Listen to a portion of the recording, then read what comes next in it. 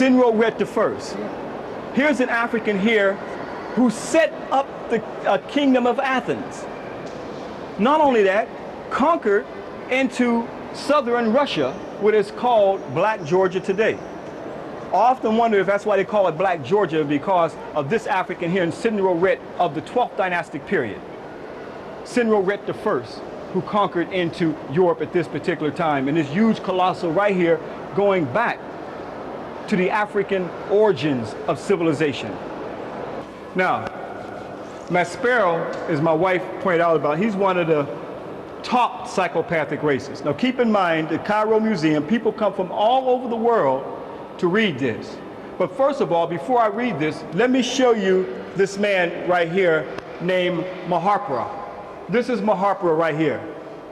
The 18th dynasty, giving praise to the great god Osiris, who the Greeks call Cyrus, sitting in his canopy, just like the Pope sits in his canopy, right?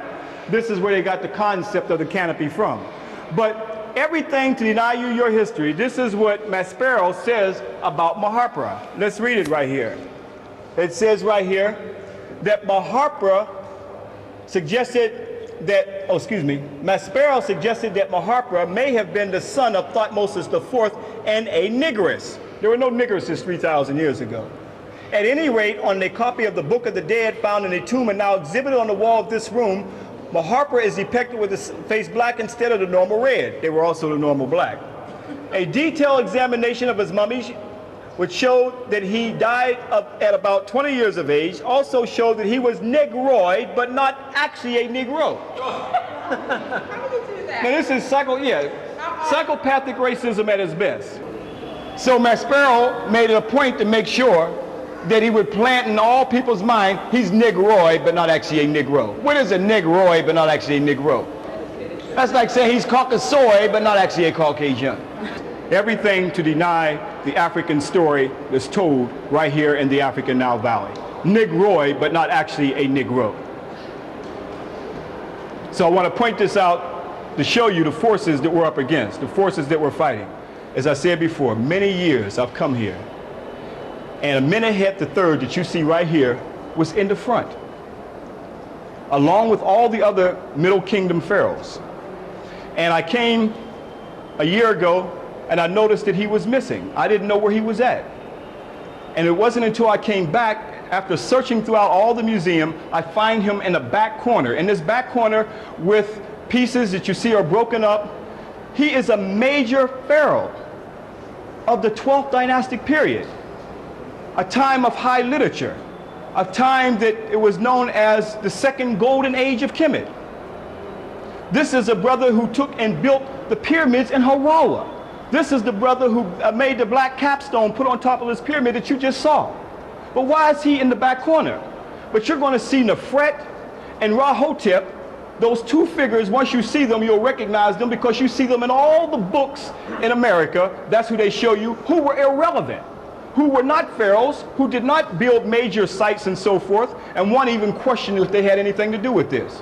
But we got to question, why is Amenhotep III all the way in the back room, in the back corner for no one to see him, where he's been systematically moved out of the way? And I'm saying that this brother built his pyramid, like I said, in the area of Hawara. He's known as building the labyrinth, which is a very elaborate structure. Many rooms were in this labyrinth. So all the things that he did, but the racism of the Western world, this is where we have Amenhotep III. But you see his nose had been knocked off. This is what we're saying. Like I said before, there's no one prototype that defines an African facial characteristic. Look among us, we have all types of facial characteristics, nose structure, and even color. This is what made us truly the people who we are, the mothers and fathers of the planet Earth. But systematically, the ones that got wide nose, thick lips, have been systematically trying to erase it from the public's eye.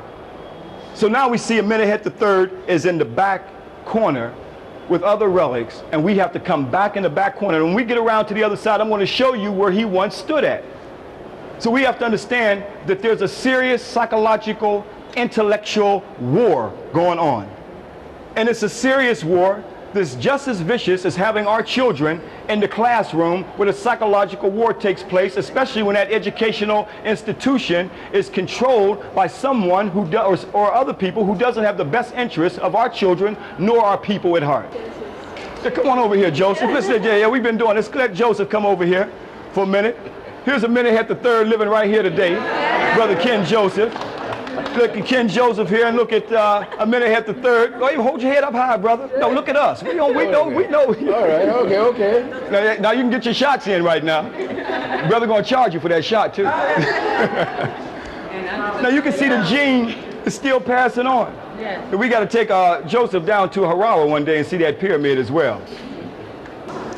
The first thing that you'll see on Egypt, many of you have seen Rahotep and Nefret. Rahotep was not a king. Nefret was not a queen. They did not hold the throne in ancient times.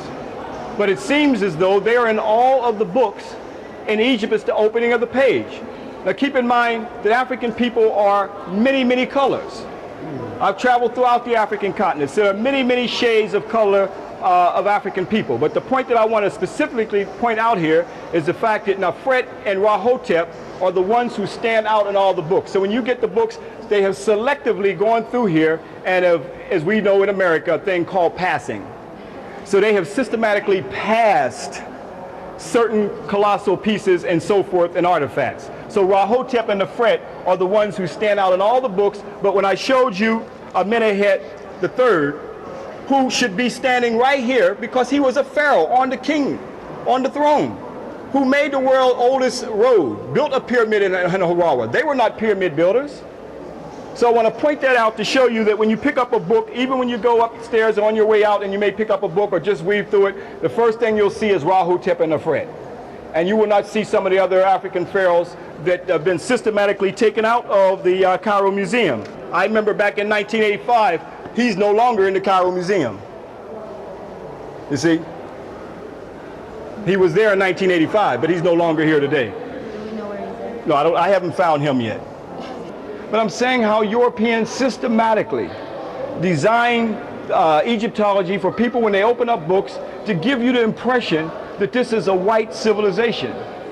So you have to understand how the corruption, how Europeans are systematically trying to guide the minds of the people by putting images and representations of people there in front of us to make us think that this is the only way they looked. And that was not the case, and that's what I'm trying to put emphasis on here.